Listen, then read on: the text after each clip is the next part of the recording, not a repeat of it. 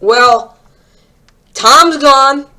So, like, what's next for the Bucks? Well, I'll tell you. We've got the Bucks 2023 roster. It's a lot of good players in this team, but again, it's a little different, obviously, with Baker Mayfield not being your quarterback. Either way, guys, Bucks 2023 roster grades. Here we go. Hope you guys enjoy. Let's go.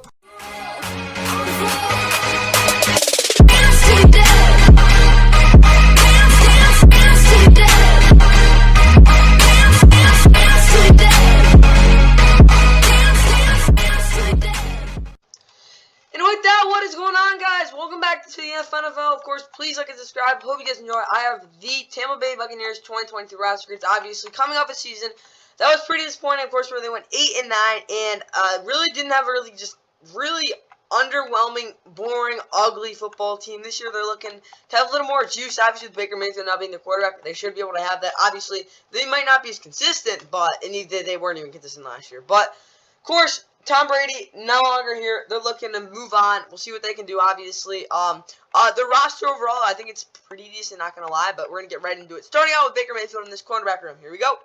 And, of course, Baker Mayfield is going to be the starter, most likely for the Bucs. We look at him overall. Not going to lie, he was pretty bad last year. I got to watch a lot of him. Of course, him going to the Rams last year. First off, his rookie year, obviously, he won Offensive Rookie Year. I don't think he was crazy great, but his downfield passing was something that you really, honestly, outside of Justin Herbert, you didn't see in that flair, that swagger, that confidence. You just don't see at all from rookies. Yeah, 14 interceptions was a little concerning. Come up big time in 2019 where he had a big sophomore slump. He looked pretty bad. 2020, only really solid year as a quarterback, not going to lie. He was good. Wasn't great, but even in the playoffs, he stepped up though. Like he led that offense. 2021 injury-riddled year, didn't play well at all. I mean, it's kind of when you got to say there. I mean, he took 43 sacks. Again, behind a good offensive line, didn't trust his receivers, couldn't complete passes consistently, which he hasn't been able to in his whole career. Then last year, he was horrible in Carolina in his 7 starts. He outside maybe week 1, and that's probably about it. That didn't really have a good start.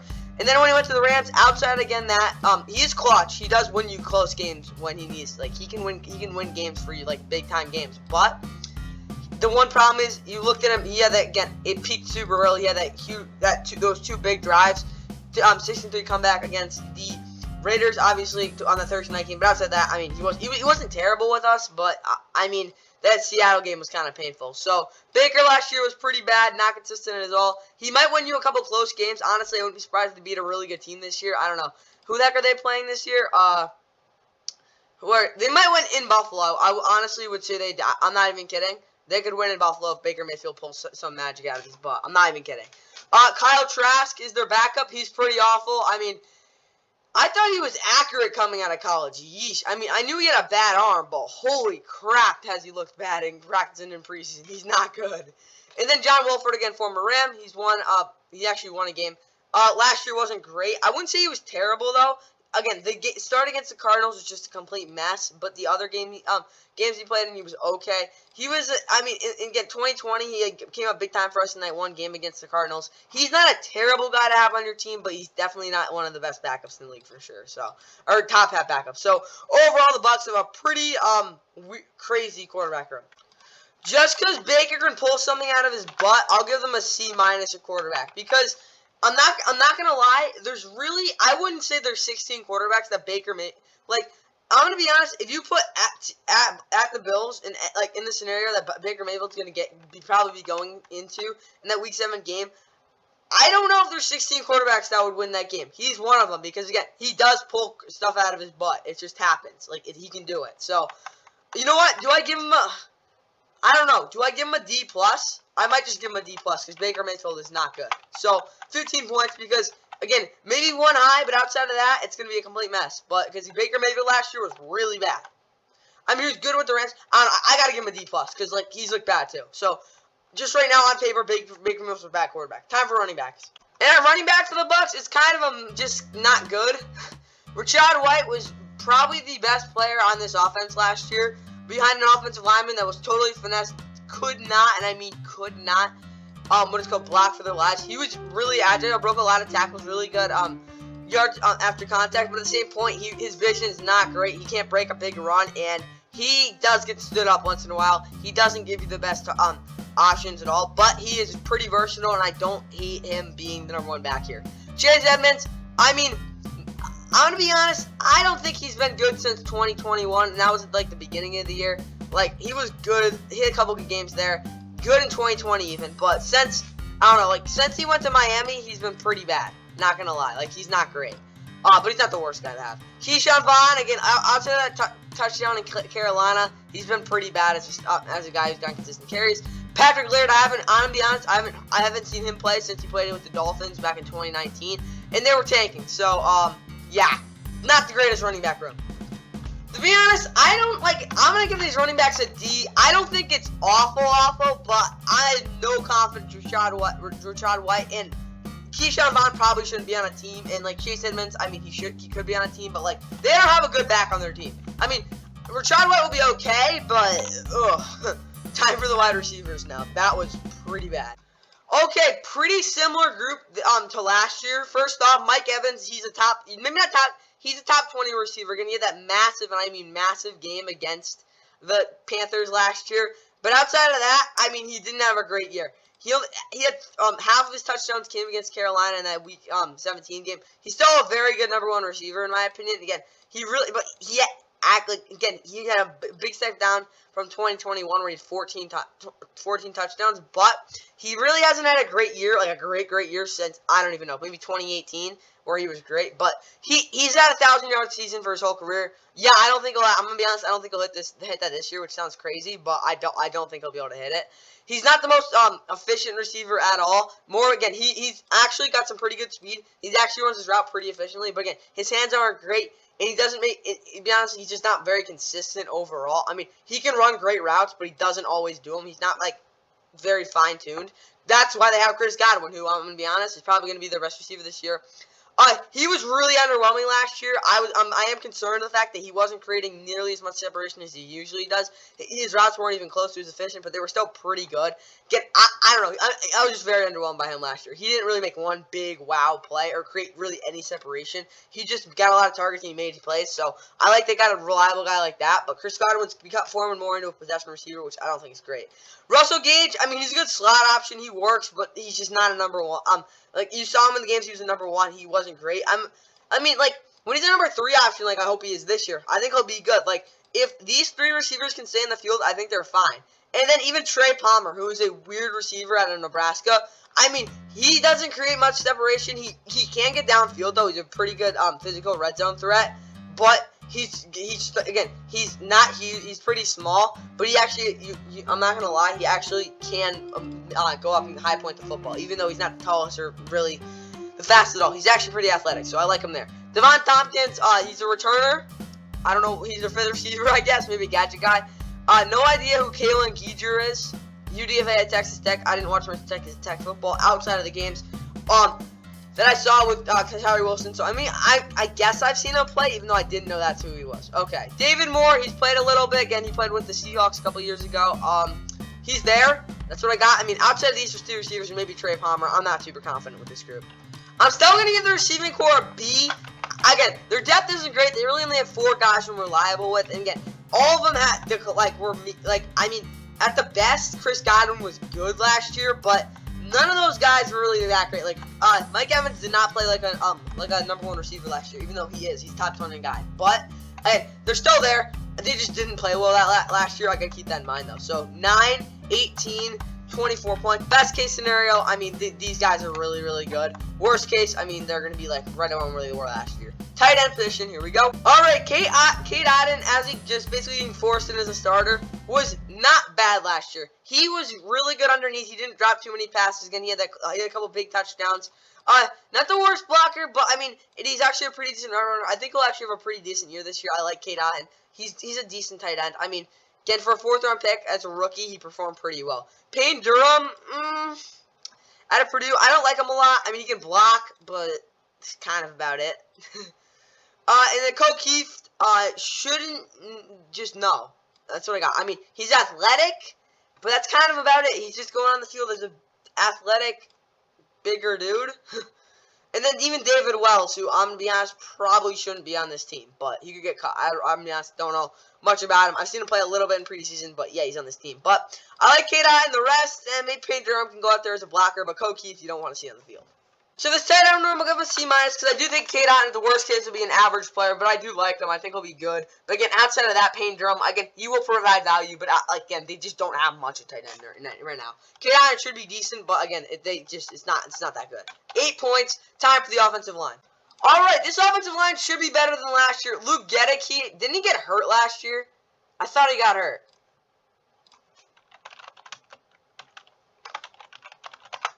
Wait, didn't he get hurt? I thought he got hurt. Where is it? Okay.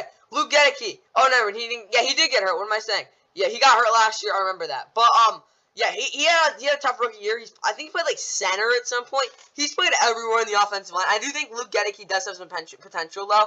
He is pretty athletic. I mean, not great, but the versatility here I think will work. He will struggle in pass blocking overall, but he can maintain leverage. And even on, like, straight-up drop back, I don't think he'll be awful, but he definitely will struggle at some points. Again, he's just got to be able to keep guys to the even to the inside, because he does have Cody Mouch here. But I don't hate this, but I don't like it either. Cody Mouch, again, the second-round pick out of North Dakota State, very interesting prospect, very good run blocker, but he definitely does need some work with that pass blocking. And overall, he's just a raw prospect. But he has improved during camp, and I do think he'll be pretty good starting the season. Ryan Jensen finally is back. Didn't play all last year. He's been the Bucs center for I don't even know how long. He's got a little bit of an attitude. I like that about him. But he's a very good center. Matt Filer, he's bounced around a little bit, but he's kind of just an average guard. He's not going to do anything really special, but he'll work out. Tristan Wirfs, still one of the best players, offensive lineman in the league. He's great. Brandon Wallen, I don't hate as a backup. Honestly, he played pretty well last year. Just isn't going to provide you much at all in terms of penetration in the run game. Nick Leverett was horrible last year. Same thing with Robert Hainsey. I mean, they both really didn't get a fair shot, though. I mean, like, Nick Leverett shouldn't have been starting, and they still put him out there. And I mean, he didn't perform well. So I'll give him a pass with that. But Robert Hainsey was just terrible. Josh Malachon, who honestly he's bounced around a little bit, but just hasn't gotten any time at all. And even Justin Skull. Okay, he's here. Like, he's been on this team a little bit.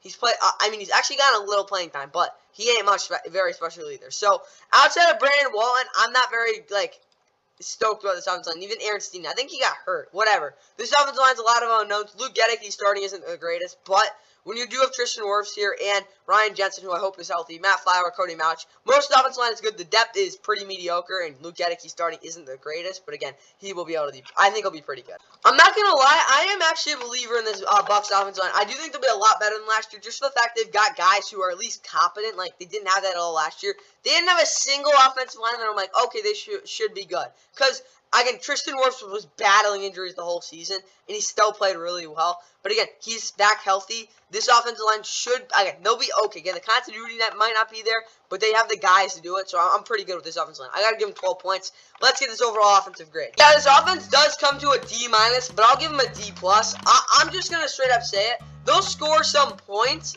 but what am I doing? This offense is it's kind of washed up. I don't know how to put it, because they're not going to have a great run game. I mean, because, like, the offensive line I do think will be okay. Yo, should I give him a C-? No, because the talent straight up isn't there. Tight ends, they don't have much, they don't have a single player in this offense, like, I like the receivers, but, like, even then, like, Mike Evans and, Chris Godwin really didn't get a fair shot last year, yes, but they don't have a guy who can consistently be productive. Like, yes, because again, they don't have the quarterback, number one. Baker Mayfield, maybe one game the whole season will be great, but outside of that, I have no confidence in him at all. These running backs have terrible vision and just aren't good. I'm sorry. Rashad White's not a number one back. And the tight ends, I mean, they'll be okay, and then not only that, though, the offensive line I do like, but there's absolutely no depth on this offense whatsoever. That's why I got to give them D+. One of these receivers goes down, forget it. I mean, this offense just has too much risk, and there just isn't a ton here. The talent just isn't that great. Finally, let's get into this defense, starting off with this linebacking core. Let's go. And when you look at this defense, it's a little different than it usually is, but it's actually a pretty good group. First off, Levante David, one of the better vets in the league. Yeah, he's getting older, but he's still playing good in coverage, and he makes up a lot for Devin White. Levante David is still a very good linebacker. Yeah, he's lost step a little bit. He's not as good in the run game. He has to be a lot more disciplined now, but he's still a very, very good linebacker. Devin White, on the other hand, is kind of a mess. I mean, last year, honestly, it was better than 2021. But still, Devin White is a go big or go home type of player. Again, he was better last year than he was in 2021, where he was a mess. Not gonna lie, he didn't have one good, consistent game all of 2021. But last year he was better. Still not great though. Still missing a lot of tackles. Still getting dated in coverage. Just not that great.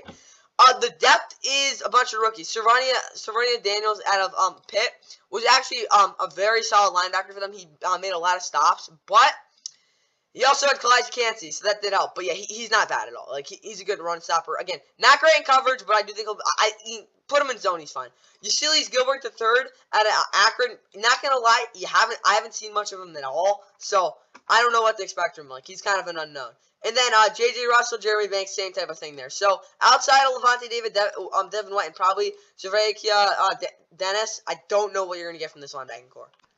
So yes, the depth isn't great, but I mean Levante David's a great linebacker still, and Devin White, whether you like it or not, is still a positive impact on this team, even if he gives up some big, like massive, bad back-breaking plays once in a while. So just having that all in mind, 24 points, it's still a good linebacking core, even if the depth isn't great, which will come back to bite him. Time for this defensive line. Alright, okay, first off, Kalijah Cansey, they drafted him basically get after the quarterback. If you didn't know, I wouldn't say he's Aaron Donald-esque in that way, but they basically weigh the same. He is so fast. So fast. Such a good pass rusher in the interior, but again, undersized. And also, he can't really stop the run. At least not yet. Like, he definitely needs to work on that, because he will get pushed around if he can't get it used like that. And on that, though, he's definitely a finesse of a guy. His moves in his toolbox aren't as good as you'd like, but I do think Kalijah Cansey will be a good guy here.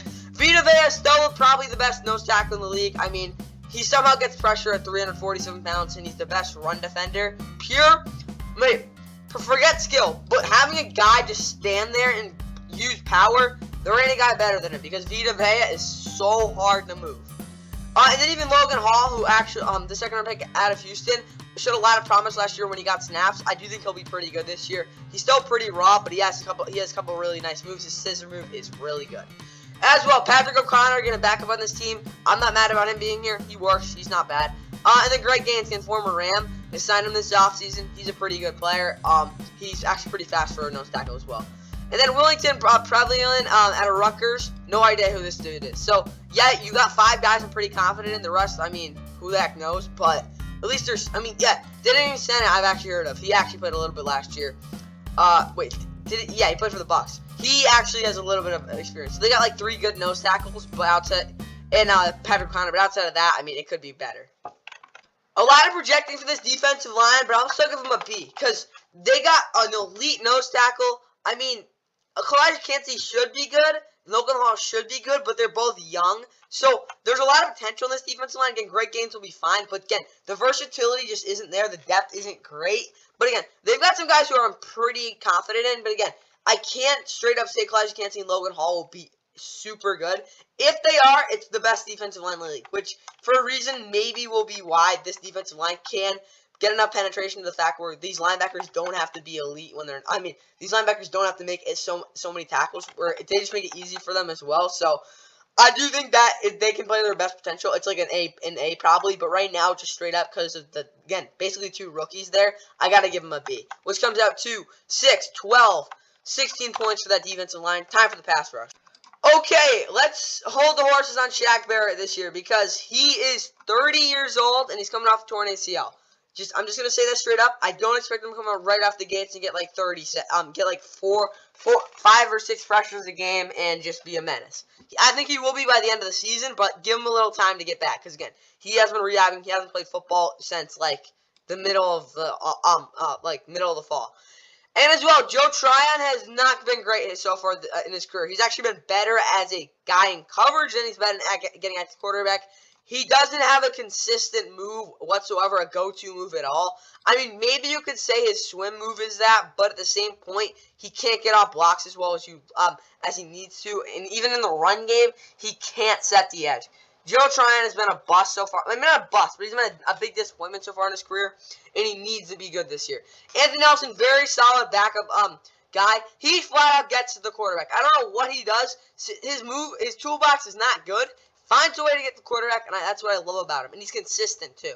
Yaya Diaby out of what it's called, Louisville. He's not small, but he's under. You could argue he plays bigger than he even is. But he is definitely more of a run defender at this point. But as a player, I think they're gonna have to use him more there. Again, with Joe Tryon being again that pass rush guy. But Yaya Diaby, I do think will definitely need to work on his pass rush overall to become a more consistent 3-down player. But he can actually play 3-tech if you need him to as well.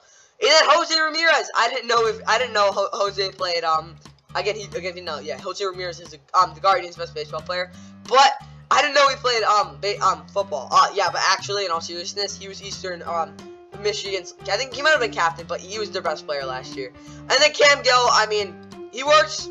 He played a little bit, a little depth there. And then again, they will get a lot of pressure from the defensive line. I think that's for sure. I mean, again. Worst case scenario, Kalijah Cansey and Logan Hall can't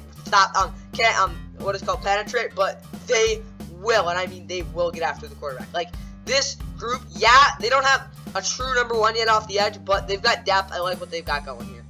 Worst case, this pass rush just gets interior pressure, but again, there are question marks, so I do have to give them a beat. But this is definitely an underrated part of the Bucs. They're still going to be pretty good.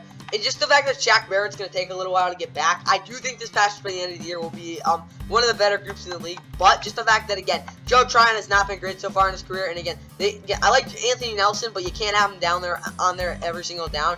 They will really get interior pressure, but again, the edge rusher's just not really cumulatively together so far, but I think it'll be good. Yaya Diaby can't really get off the quarterback yet, but it's fine. That comes out to 12, 24, what is it called? 30 points, right? Did I just whiff? No, 32 points. Wait, 32 points for that pass rush. Time for the cornerbacks. All right, the cornerbacks. Yeah, the depth isn't as good as it used to be, but it's still pretty good. Carlton Davis is still at a number one corner. I mean, he covers the number one receiver every week. Does a pretty decent job. He's a pretty boring corner.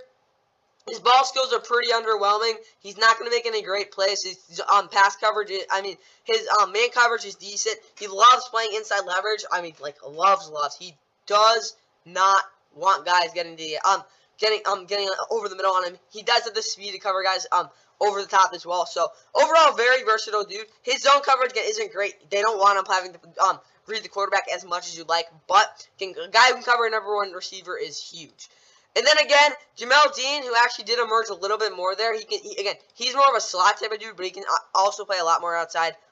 We weren't used to seeing with him, but he took a big step last year. I like what he did for sure. Had a very solid season. He's a really good corner. And as well, after that, you go into the backup. Zion McCollum, I do expect to be better than he played last year, but I'm going to be honest, he shouldn't have to do anything else but play zone on the outside once in a while. I mean, he can play slot, but at the same point, you don't want him having to be the nickel guy on third down and man, because he just doesn't have the hip fluidity to be good there. That's what I got. And as well, D. Delaney, he's okay. Yeah, I mean, he gets burned a lot in man, but he can play zone, so that's good.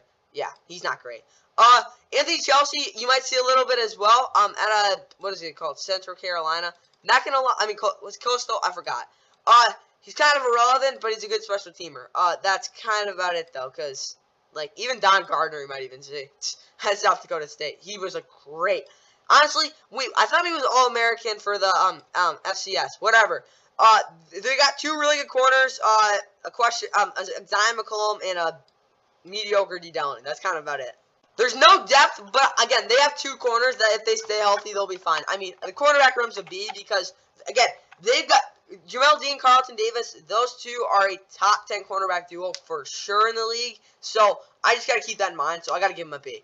I mean, if you had Jalen Ramsey and Sauce Gardner, they'd probably be in the A tier. But, they're still pretty good. Again, I can't take credit away from them. Even then, the backups could be worse. I mean, it's not good, but at least they don't have the Rams backup corners. That comes out to, what is that, 6, 12, 16 points for that cornerback room. Time for the safeties. Not going to lie, pound for pound, this might be the best safety duo in the league. First off, Ryan Neal was the best. I mean, again, he was playing a lot of box. and he wasn't having to play over the top and getting challenged as much. He was the best cover safety in the league last year, and best overall safety. He was phenomenal for Jamal Adams. And I'm going to be honest, I do think Jamal Adams would, if Jamal Adams played the whole season, he would have played a similar coverage set. But just the impact that he had, not only in coverage, but just as a playmaker and simply being a force on that defense, I don't think Jamal Adams would have done. He was amazing last year. Will he do it again? Maybe not, but Ryan Neal, as it stands right now, is coming off the best season by any safety. Antoine Winfield Jr., I asked, could he cover? He did cover really well last year. Yeah, and not only that, though, he got after the quarterback. He had 4 freaking sacks. That's really good. Yeah, Antoine Winfield Jr. is a really good safety. He can also cover the top. Like, you can't take that away from him. Maybe not the best in the league, but Antoine Winfield can definitely do that. Kayvon Merriweather, at Iowa UDFA. The reason he's a UDFA is because he really did struggle. I think it was a Shrine Bowl with tackling and just overall in the drills. But, again, he also had some injury concerns. But I do like him as a player. He's a pretty good guy there. And as well, Nolan Turner didn't really play at all last year. Again, out of Clemson as a UDFA. But I do expect him to get a bigger role this year. Again, the depth is pretty bad, but you get the best safety duo in the league. I can't ignore that. Yes, if these safeties get hurt, it's a big deal. But I gotta give him a B+, because I would not want 2 different safeties right now. Like, just the way those 2 guys play and how hard it would be to throw on that against those guys. I gotta give him a B+ here. I just gotta do it. That comes out to 9, 18, 27. We'll get to the depth later, but the safeties are pretty good. Time for the special team, defensive overall grade. Yes, this defensive grade comes out to a B-, but I'll give them a B. They've got some really good players, but they are a very thin defense, and they've got some really good players coming off the injury, and the continuity just isn't there right now. So, not only are they very thin, but their secondary is relying on their 4 starters. So, starter-wise, it's probably like even an A- even. Like, they've got some really good starters, but behind that and just the overall depth is not good. And again, we're also talking about guys who not all those guys had good years last year. Like, Shaq Barrett was good, but again, he got hurt. He just won't be the same to start the season. I like the starters, but I just can't give him a B+, because again, they're so freaking thin. Time for the special teams unit. Alright, Chase McLaughlin might be the worst kicker in the league, just off the bat, I'm just going to say that. Honestly, last year, he wasn't terrible, but, like, with the Browns, he was pretty bad. Like, I'm not gonna, he breaks some kicks, and he's not terrible, but, like, he he has a decent leg, but he's just not that consistent. I mean, with the Colts, he was good, but, whatever. I just don't like him, let's be honest. Like, out of Illinois, I saw him a lot, I didn't like him, but he's not terrible. Rodrigo Blankenship's also on the team. Jake Camarda, one of the best punters in the league, can kick bombs. Tevin Tompkins didn't muff many punts last year, and Zach Triner's a good long snapper.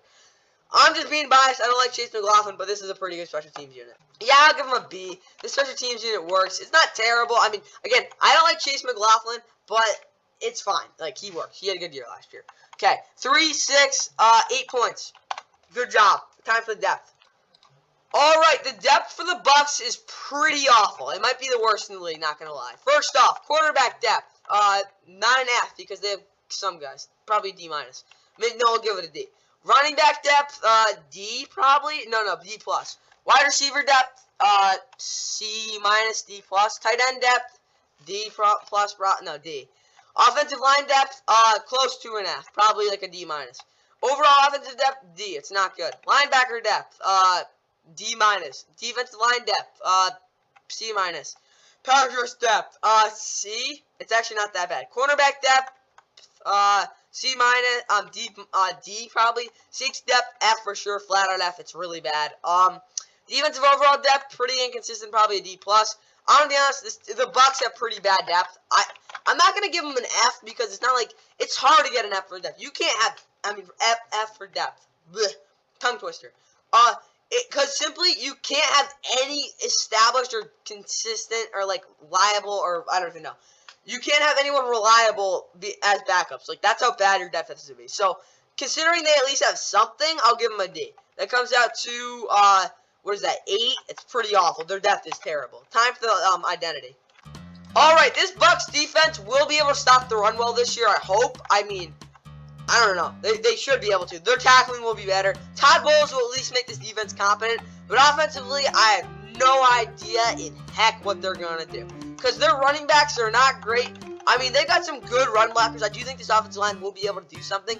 But if one of them gets hurt, they're screwed. Because Cody Mouch or Matt Flower get hurt, their guards are not going to be able to block for crap, which means Tristan Wirfs will have to be relying on a lot more to set the edge. I mean, not set the edge, create holes, which he already has to do to start out with. He's going to have a huge, I mean, it's just the fact that I don't know what this offense is going to do. I think they'll be able to run the ball somewhat. These running backs won't break a lot of tackles, but I think this offensive line will create some yardage. And these receivers will be able to make plays. Just the quarterback can't airmail them by 5 yards. And as well, by 30 yards. And as well, the tight ends, again, they won't be great at blocking. I mean, their backup might be, but K-Dot, he'll be decent. I'm be honest, this offense will probably be, I don't know what they're gonna do, not gonna lie. So I gotta give them like a C-. The defense should be fine, but the offense is just a complete question mark. Comes out to about 20 points. Time for the Bucs 2023 roster grade. This Bucs roster comes out to a C-, which I think is fair because they've got good players on this football team, like really good players. Like, the thing about this team is, yeah, they're thin, but they don't have a really I mean, they got some bad positions, but they do have good, like, defensively, they don't have a position where they don't have a good player. Like, every single position is at least one really good player.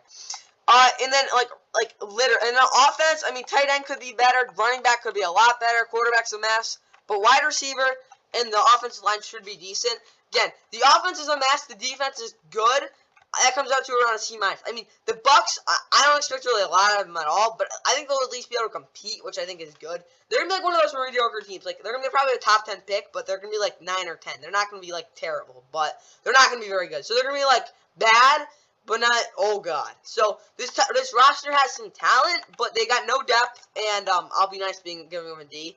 And they don't have a quarterback, so that's just not great. Just from the bat. I mean, below average roster, but it could be worse. That's what we got for the Bucs, guys. Hope you guys enjoyed. Yep, stay tuned for the next one. Oh yeah, it's another NFC South team. Take a guess. See you later. It was number 4 pick, and Mariota is going to go deep, and he's got the connection. All the way into the end zone goes Jameer Byrd, his first catch of the season, and it goes for 75 yards and a touchdown.